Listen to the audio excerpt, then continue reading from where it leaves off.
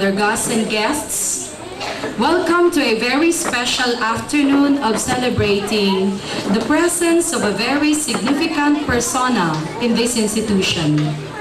I say so mainly because he is one of the pillars of this school, and his short presence with us had made, I'm sure, a mark onto the hearts of the small kids who would always love to be in his little office, and a memory onto the teachers and staff whom he had never failed making us smile and briefly forget our worries in life. Today, we are going to give him another tribute, as his presence has been so much treasured by each of us. Ladies and gentlemen, kids, let us welcome our dear Brother Felix Mason.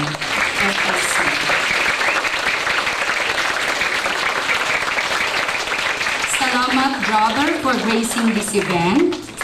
Salamat, brother, for your time and service in the institution. Salamat, brother, for your jolly presence. And salamat for your love to all Lasallians. And to formally start our program this afternoon, let us all stand for a prayer to be led by 2006 NOPSEA OPM solo champion, Vanya Castor. And please remain standing for the singing of Pambansang Awit and the Star-Spangled Banner to be rendered by Erica Pabon. Our Father, who art in heaven, hallowed be thy name. Thy kingdom come, thy will be done on earth as it is in heaven. Give us this day our daily bread, and forgive us our debts as we forgive our debtors. And lead us not into temptation, but deliver us from evil. For thine is the kingdom and the power and the glory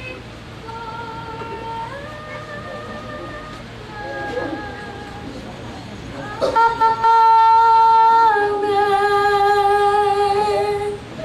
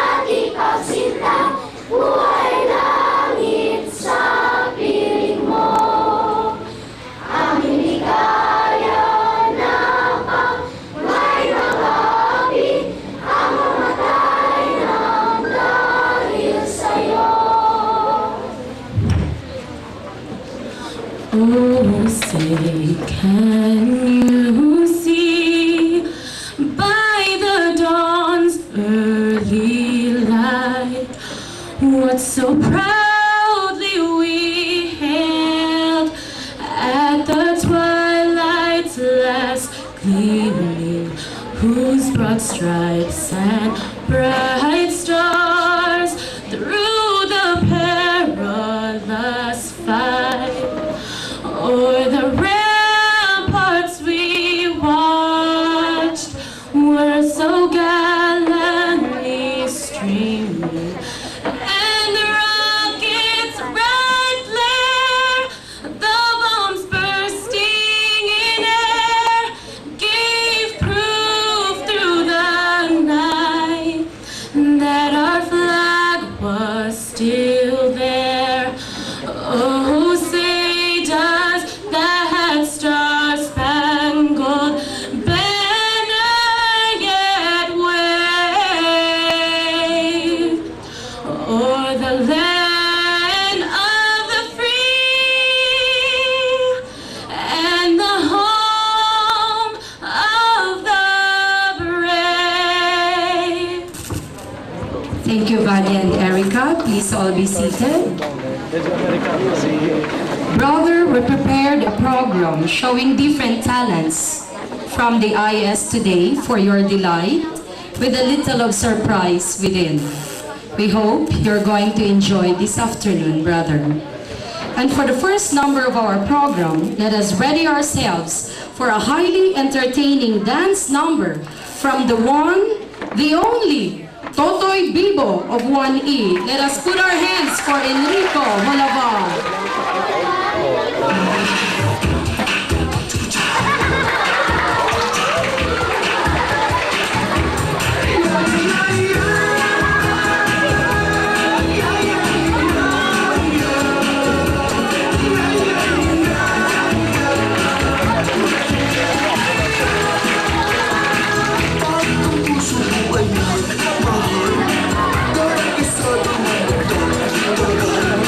Pero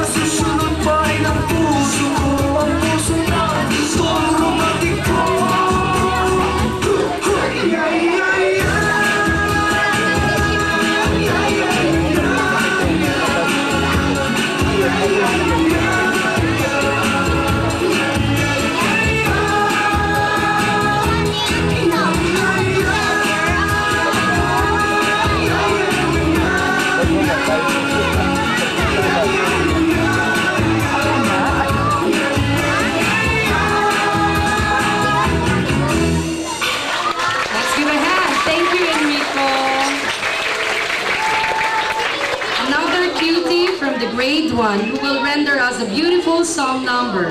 Let us all welcome Oden Ignalaga of 1C.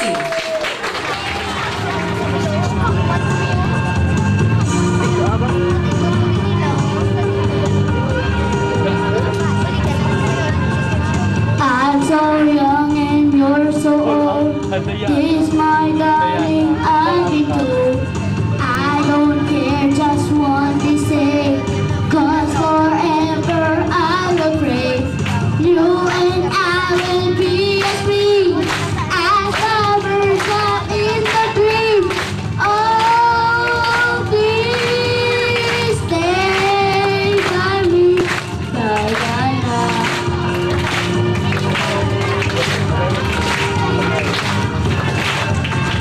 Tears I get when you hold me close. Oh my darling, you're the most. I love you and you love me. Oh Diana, can't you see?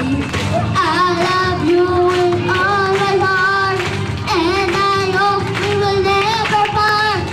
Oh, please stay with me, Diana.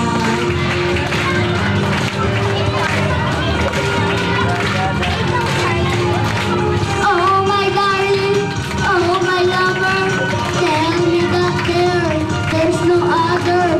I love you with all my heart. Only you can take my heart. Only you can tear it apart. When you hold me in your loving arms, I can feel it giving all your charms. Hold me darling, hold me tight. Squeeze me baby with your all your might. Oh, please stay with me, Diana. Oh, please, Diana. Oh, please, Diana. Oh, please, Diana.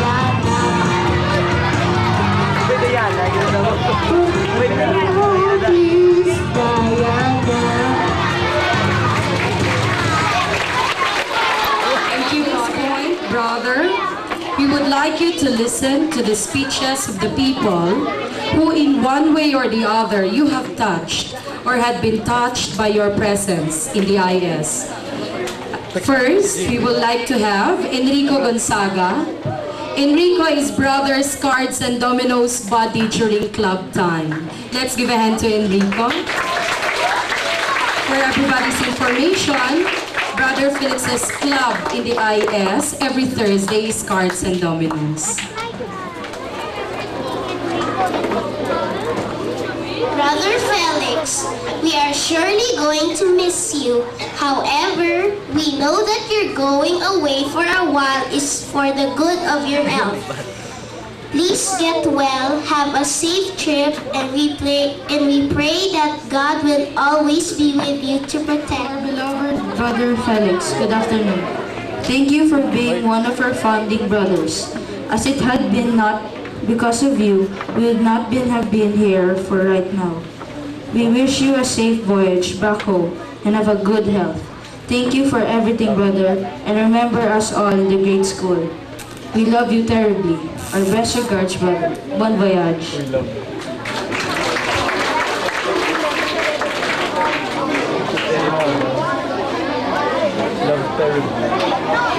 Good afternoon, everyone, brother. I'm RC Shaka, High School SAC President.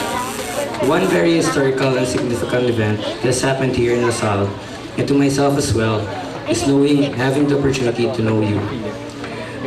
Personally, I only heard that he's fond of playing cards and board games with elementary students, and that he gives little cards to the students celebrating their birthdays, and of course, that he gives the warmest hellos and jokes he has shared with his teachers. It was only yesterday that I had a chance to have a closer contact with you when Brother Mandy asked us to go to the brother's house to have a picture taking with him. Right there, I realized that indeed you enjoyed being with us, with the students of my age. In behalf of the high school students, I would like to say thank you, brother, for sharing your life with us, for teaching the people of Negros the Salle way of life, and for touching our hearts in different ways. Surely we will miss you, brother. We wish you good luck, happy and relaxing life back in the States. As our Lasallian prayer would say, live Jesus in our hearts forever. Brother Felix, you will always live in our hearts forever. Thank you, RC and EJ. At this point, let us be entertained once more by another song number from a very talented grade 5 student, Jose Emmanuel Diaz.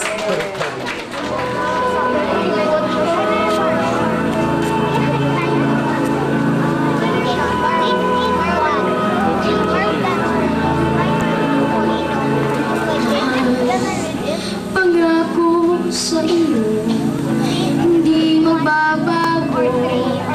Ikaw lang ang iibigin ko.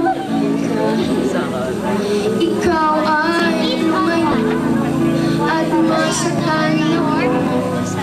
Asahan na di maglalako. Ang pag-ibig ko'y alay sa'yo naman. Kung kaya giliw dapat mong malaman. Minsan lang kitang iibigin. Minsan lang kitang mamahalin. Ang pagmamahal sa'yo'y walang hangganan. Dahil lang minsan ay magpakailanman.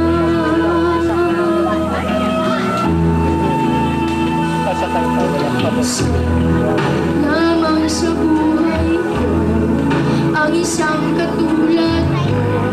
Ako rin ba'y iniibig mo? Puso'y sumasama, sinusumpa sa'yo. Ikaw ang tanging dalangin ko. Ang pag-ibig ko'y alay sa'yo naman. Kung kaya giliw dapat mong malaman. Minsan lang kitang iibigin. Minsan lang kitang mamahalin. Ang pagmamahal sa'yo'y walang hangganan. Dahil lang minsan ay magpakailanman. Minsan lang kitang iibigin. Minsan lang kitang mamahalin. Ang pagmamahal sa'yo'y walang hangganan.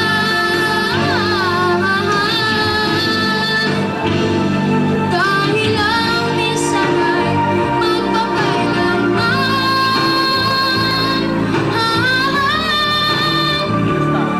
Dahil lang minsan ay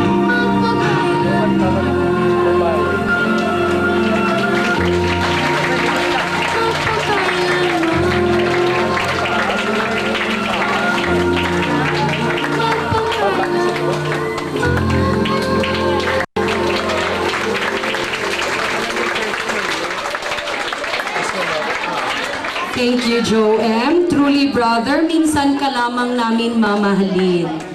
But this is for forever. Thank you. At this point, we would like to hear from Mrs. Alma Caballo. She had been brother's partner at Cards and Dominoes, brother's assistant for 2 years. Let us welcome her and listen to her thoughts and wishes for Brother Felix. She will be followed by Miss Dara right after. Good afternoon. The man I was asked to speak about is no ordinary man. He is very familiar to all of us. This man is no other than The Pogi, the guapo Brother Felix.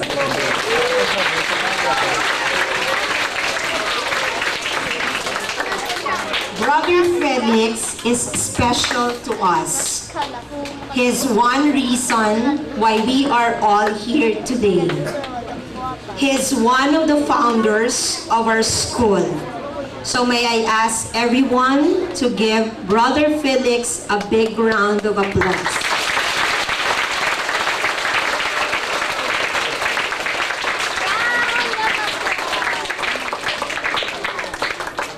I am deeply honored to speak about Brother Felix as we send him well for his travel to the United States.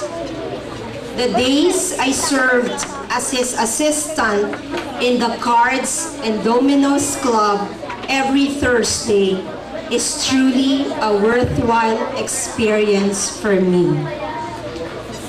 Brother Felix is a symbol of humility and a man of great faith to God.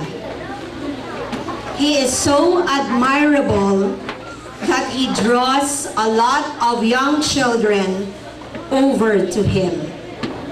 Truly, he is a symbol of a Salle brother very close to children. To close, I would like that each one of us will pray and wish Brother Felix a safe trip to the United States. Let us collectively pray every night before sleep that God will bless him and give him good health. Brother Felix, we will surely miss you. Salamat gid sang madamo. Thank you. Good afternoon, everyone. Good afternoon, Brother Felix. Although we know we were not given the chance, we did not have actually the chance to see you when you were very much young. Although that's a bad word for Brother Felix because we know he is and will always be young at heart. Still, we feel so lucky and blessed that we were given this opportunity, very rare opportunity indeed, to work with him, to interact with one of the founders of this great university. You know, we will miss you, Brother Felix. You, for example, in the morning, your presence in the grade school area, near grade 2C, as well as your warm greetings in the morning, accompanied by a wave of his hand. His jokes, his sense of humor, yet his utter seriousness when you play with the little ones, who usually play cards and dominoes. These have become part of the grade school ambience. So to say that we will miss you is simply an understatement.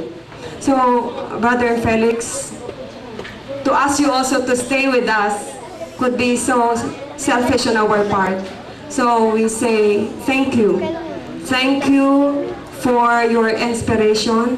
Thank you for your love. Thank you for sharing your life with us. We love you very much. God bless. I would like to request also Brother Mandy Duhongko to give us his speech, his thoughts and wishes for Brother Felix.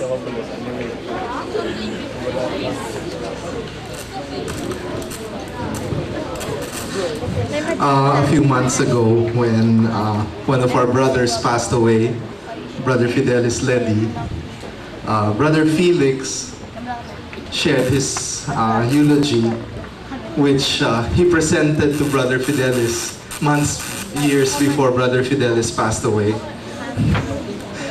He went to the hospital with a piece of paper and told Brother Fid, "Hey Fid, here is what I will say when we bury you. And I would like you to check it, if it's okay." And so Brother Fidelis read it, and he said, "Okay, this is fine." And true enough, he did he did outlive Brother Fidelis. Well, I mentioned that because Brother Felix mentioned something when he read that homily, when he read that eulogy. He reminded the entire district of the Philippines in front of all the brothers that Brother Fidelis was the oldest brother in the Philippines. Only to add that now I am the oldest brother in the Philippines. So ladies and gentlemen, I'd like to present you the oldest brother in the Philippine district, Brother Felix Masong.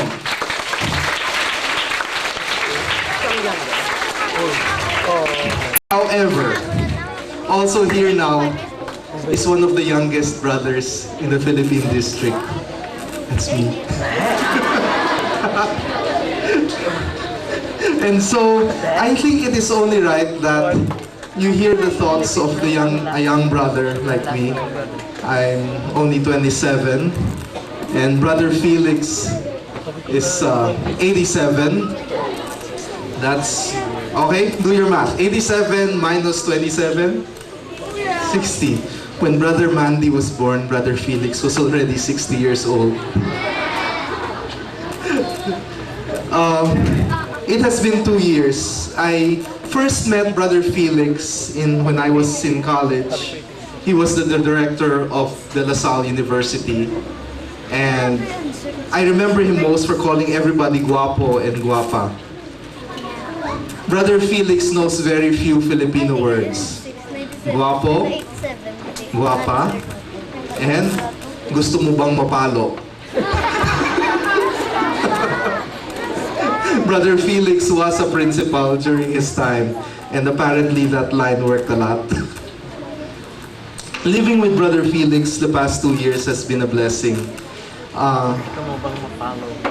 I have always been very impressed with the senior brothers, especially someone like Brother Felix who has survived many things.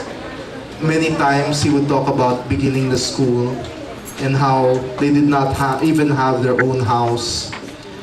Many times Brother Felix would talk about how it was like to be imprisoned in Baguio and to be imprisoned in Los Baños. And many times over I have heard Brother Felix talk about how they were rescued in Los Baños by American paratroopers.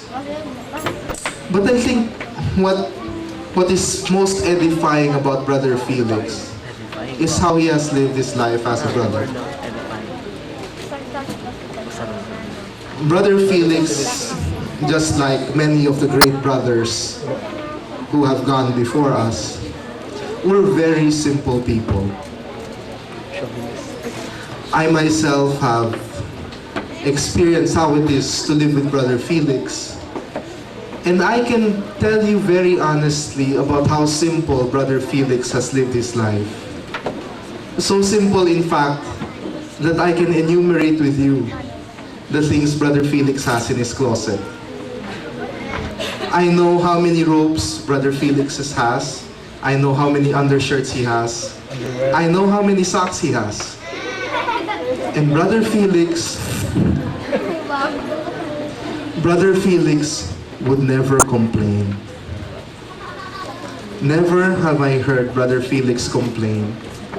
He would tease the brothers, especially Brother Gus. He would love to tease Brother Gus. But when all the teasing is over, Brother Felix is also a very obedient brother. And this is an inspiration for young brothers like myself, brother. And that is something very inspiring. And Brother Felix, in his simplicity, I think, in a way, Brother Felix has touched so many lives in ways brothers like myself can only dream about. The simple presence of Brother Felix, I'm sure, has meant the world to a lot of the young children he has met.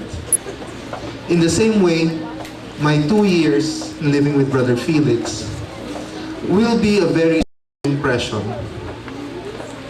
And one day, years from now, My only wish is that I would also live a life like Brother Felix. So Brother Felix, thank you very much. We will see each other in Napa very soon.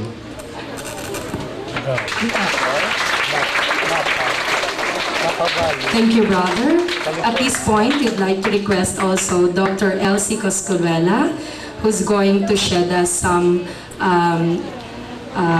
inspirational message, likewise, how she came across brother and the way she knew brother.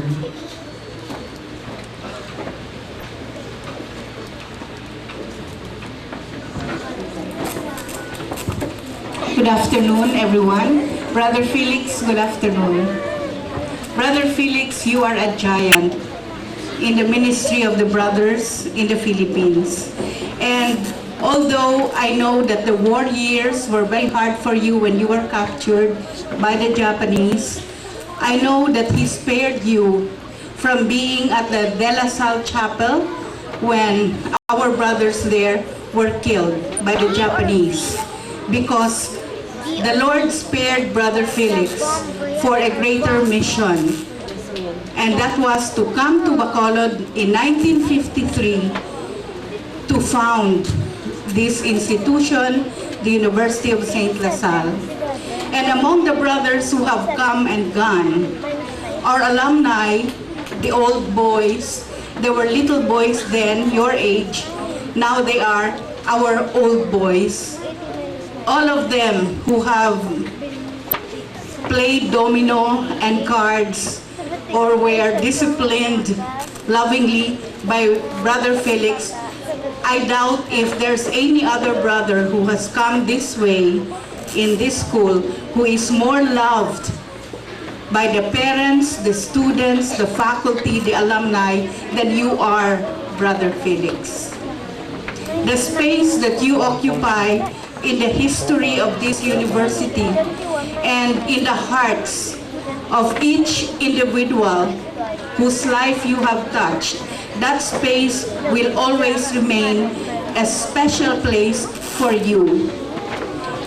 And we are so grateful that during your ministry, you have returned to Bacolod many times. It would signify to us that you were always happy to receive an assignment to come back in Bacolod. So we love you as one of our founding brothers. We thank you for starting this ministry, and certainly Bacolod and the province are made much more richer because you helped found and educate the youth of this city and this province. Godspeed, Brother Felix. You will always be in our hearts, and we will pray for your good health and very quick and full healing and recovery. God bless. Thank you, Madam. Sir Villanueva from the college would like also to give his message for brother.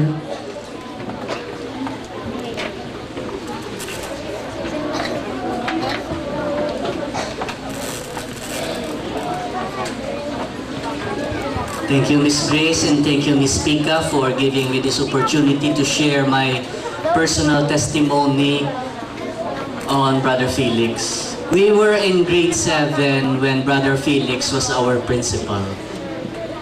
And I have two things, I have two unforgettable moments with Brother Felix. One day, in our classroom, I was just given a note. Brother Principal wants to see you in his office. I felt afraid, and I asked myself, what have I done wrong? Why is the Brother Principal calling me to his office? Okay? So, I went to his office. The office was still in the old principal's office. It's now the business office lobby. No? When I came in, Brother Felix let me in and, happy birthday! because during the time, all of us, he remembered all our birthdays. And every time it was our birthday, he invites us to his office. And one secret that I have to share with you now that I'm going to reveal to you is that I had my first mini sex education from Brother Felix. Why? Because after playing cards for a short time, he detailedly drew and taught me, you know how the sperm fertilizes the egg cell? It's like this. He really drawn it in the paper and showed it to me. And that's how I came to know Brother Felix. And after that, every lunchtime, every lunch break, no, we would used to play basketball in the quadrangle. And Brother Felix, after eating his lunch in the brothers' quarters upstairs, he would go down and play with us, no? Tita Charit would still remember this, and Miss Mons, because they were our teachers during our grade school. And one lunchtime, one of our classmates, Mr. Teddy Cortez, we were playing basketball, and he gave Brother Felix the ball. Brother Felix, would you like to shoot the ball? Brother Felix was in the half line. He was in the half court. And when he received the ball, he held it like this and threw the ball, and the ball hit nothing but net. All of us who were watching cannot believe it. And we suggested to Teddy, again, maybe he's just fooling us. Okay, brother, again, please do it for us again. And then still from the half court, he threw the ball with a wide arcing arc, and still it hit nothing but net. That's how Brother Felix was as an athlete. He taught us baseball and American football. During the time, there was the field, no, right beside the grade school area, now the tennis court. That was a huge football field where Brother Felix used to bring us during our PE in the afternoon and teach us baseball and American football. Then, every time he meets and see us in the corridor, he's still very funny. He makes himself very approachable, and as what Brother Felix is, and right now, his pure sense of humor. And one last memorable moment, when I was taking my SIGS, my Summer Institute of Graduate Studies in DLSU. It was the feast day of our founder, May 15, and we had a mass at the main chapel of De La Salle University.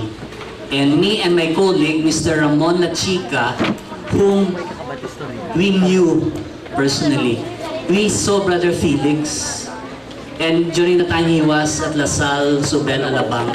And after the mass, we approached him, and he still remembered our names. Okay? That's how sharp the memory of Brother Felix is. So, Brother Felix, on behalf of our class, Grade School 75, I hope we will see again each other tomorrow when we can call our classmates to say our goodbye to you. So thank you so much for, as a student, you molded me as who I am today, and as our founder, as a lay partner in the La Sallian Mission, I really had the grace and opportunity and the gift to work with you. Thank you so much. Thank you, sir. That is nice knowing the other side of Brother Felix. At this point, we would also like to listen to the message and testimony of our Brother President. Let us all welcome Brother Gus Booker, FSC.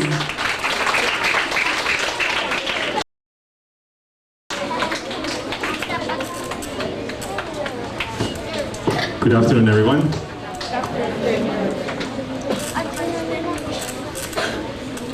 Brother Felix was the first brother I met when I was a student at De La Salle University in 1960, I think, yeah, 60, when many of you were not yet born. And I never had met the brother then because I came from a non-sectarian high school. And the first person I met was this tall, blonde American brother who was very, very friendly.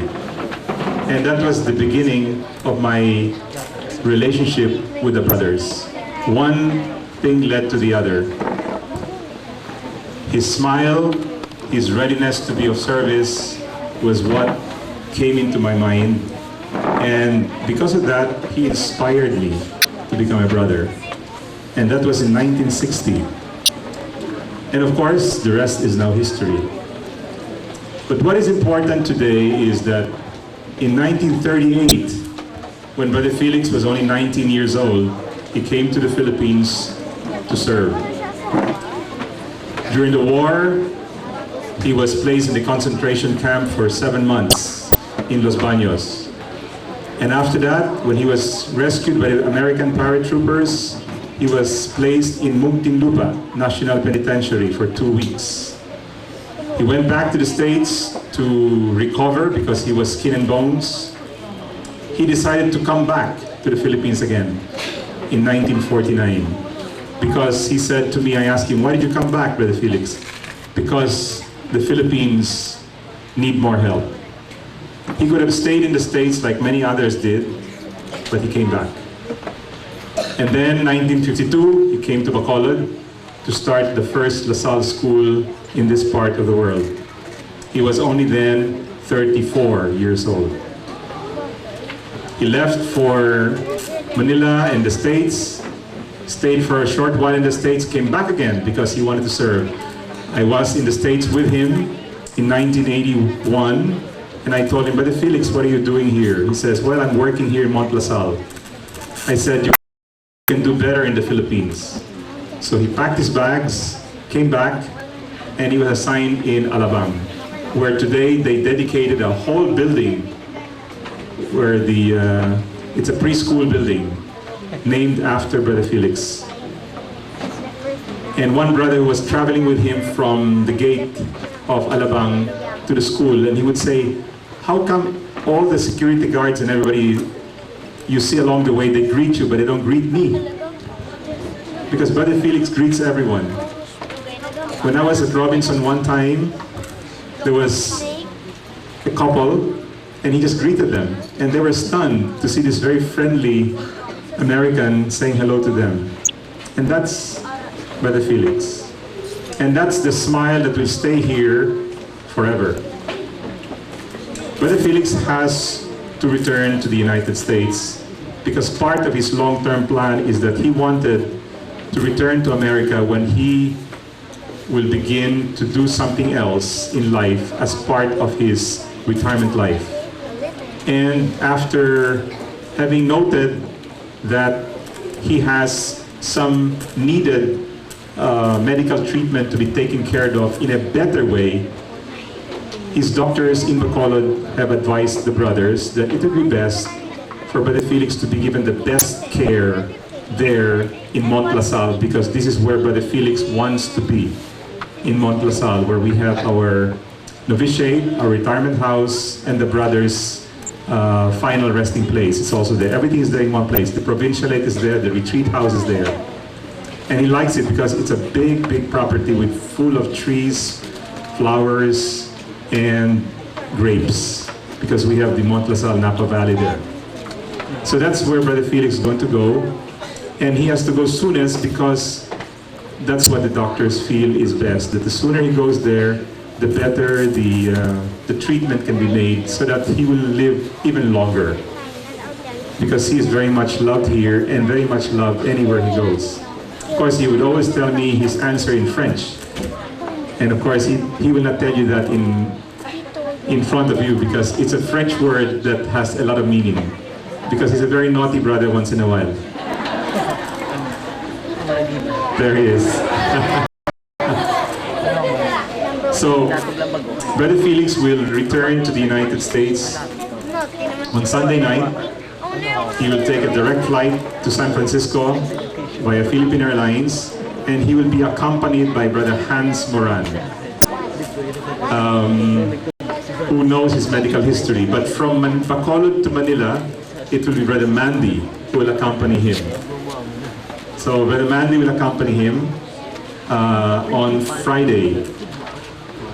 And then Brother Mandy comes back here, and Brother Hans will take care of him on the trip to America. And then Brother Hans will come back right away, just a few days, to make sure everything is in place. From the airport to Mont La Salle will be another 1 hour and a half drive. So the brothers are going to meet him at the airport. It's going to be an 11-hour and 30-minute flight. So, having said all of these, we will miss Brother Felix, but just like any good religious, Brother Felix has already left behind traces of legacy. Legacy is the good we do lives long after us. Whatever we do today stays forever. And Brother Felix has laid so many footprints that are now forever embedded in the university and in the La Salle world, because he has been assigned in De La Salle, Manila, in La Salle Green Hills, in La Salle Zobel, and in Bacolod. And coincidentally, in all of those assignments, except for Alabang, I was always there. He was either my director or I was his director. Either way. And he would always joke and say, everywhere I go, Brother Gus follows me. Huh? Well, it's because we have learned from him. We have learned many things. Brother Felix was an outstanding, well-rounded athlete. He was a baseball player, football player, basketball, golf, tennis, handball, and swimming.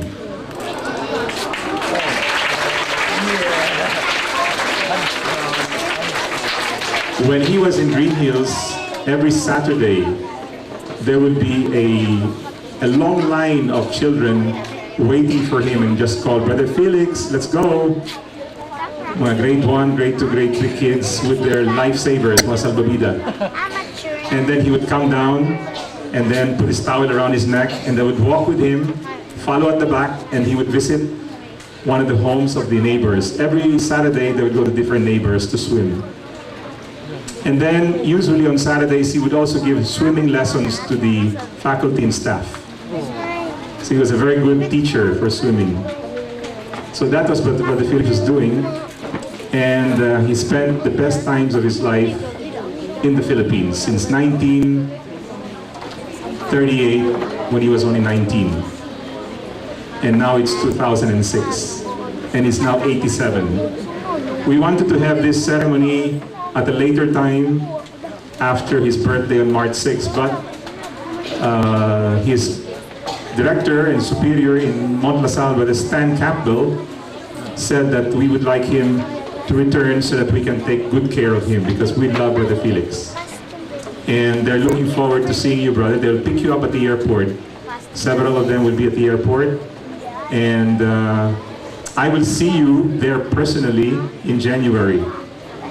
And whatever they will bring, or whatever they'll send, I'll bring them with me. Because Brother Felix loves chocolates. That's his favorite. And a glass of Coke with a little bourbon. He does that. And that's his medicine, right, Brother Felix? Yes. Whenever it's available. And so I'm very glad to see all of you, especially his 2 granddaughters who are here, or grandmothers as he would call. And I'm glad to see also all of you who are here who have said some very kind words to this very great man that we are so proud of. When you come to think of it, the number of people who have suffered during the war, and he suffered just as much, but he came back. He came back and served, and came back again and served. And when he was asked to come to Bacolod just 4 years ago, his first answer to Brother Armin, yes, I will go to Bacolod. And then when he came here, we made him the Lasallian campus minister. animator rather, and then we named him also as the penmanship teacher for Bahay Pag-asa because Brother Felix was famously known in De La Salle, Manila as the penmanship teacher of the Palmer method. And to this day, Brother Felix still has that magic in penmanship. He's very witty, and as I said, every now and then he will say a few words to me in French. But he will not say that today. Right, Brother Felix? Not today. So thank you very much, Brother Felix, in behalf of the university, in behalf of this school that you have made what it is today. You have laid down the grounds, you have founded it, and it's amazing to see that what occurred more than 50 years ago, the founding brother is still here. And here we are to continue the great, magnificent work. Thank you, brother. God bless.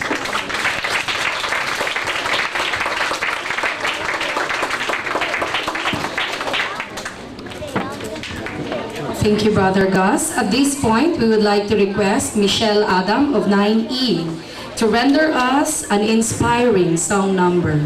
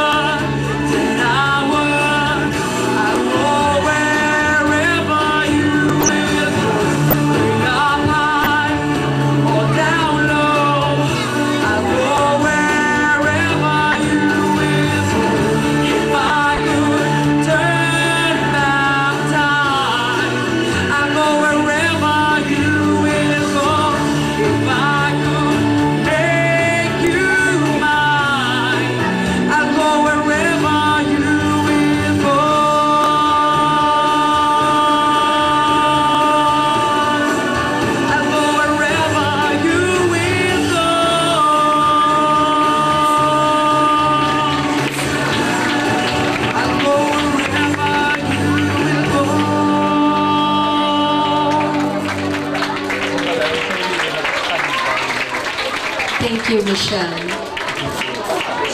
We are nearing almost the end of our program. This time, let us put our hands all together for a Muslim dance rendition of selected grade 7 girls. They represented the IS for the Nopsea dance competition yesterday, and they were able to win the second place.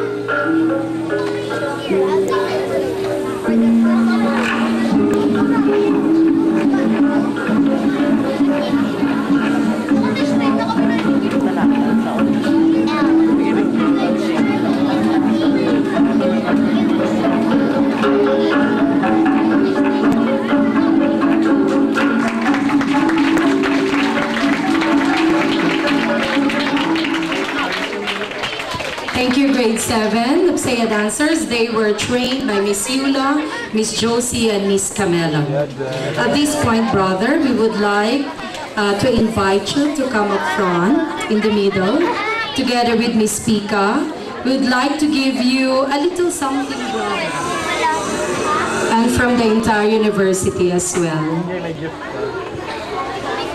A little token for you to bring on your way to Mount LaSalle.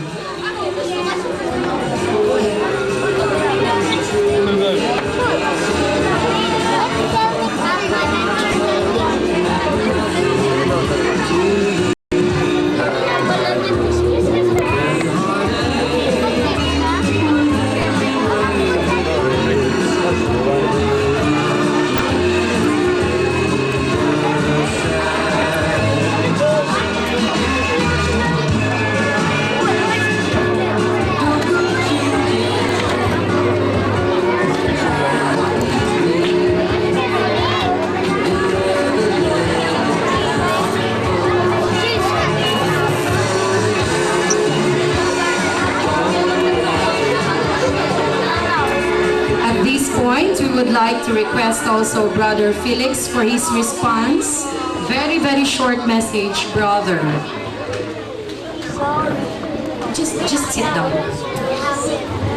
Well, I promise you not to talk for more than 35 minutes. No, I just want to thank all of you for being here with us today, and not only today, but all the days that you come to LaSalle. We are very proud of you. We are very grateful to you for your family support of the school, for the support of the teachers, and for letting us take care of your children. And I'm very happy that I've been able to be here in Bacolod for many years, since I was one of the founders here in 1952.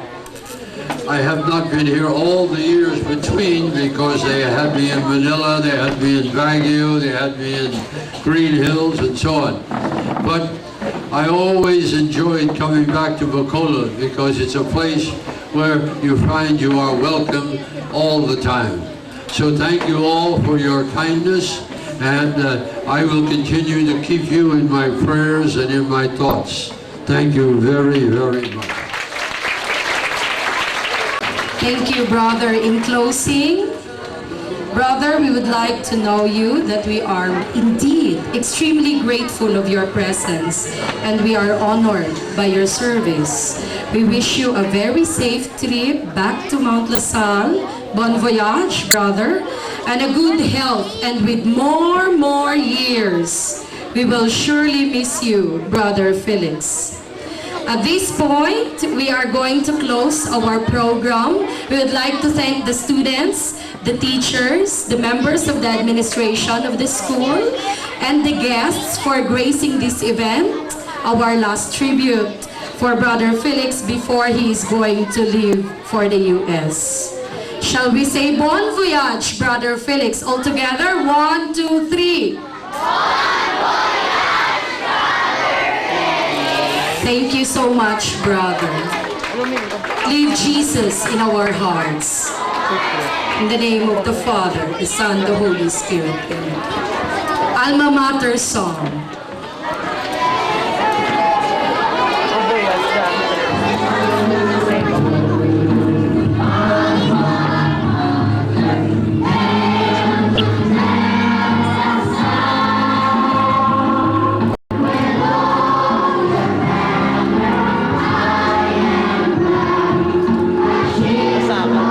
Thank you.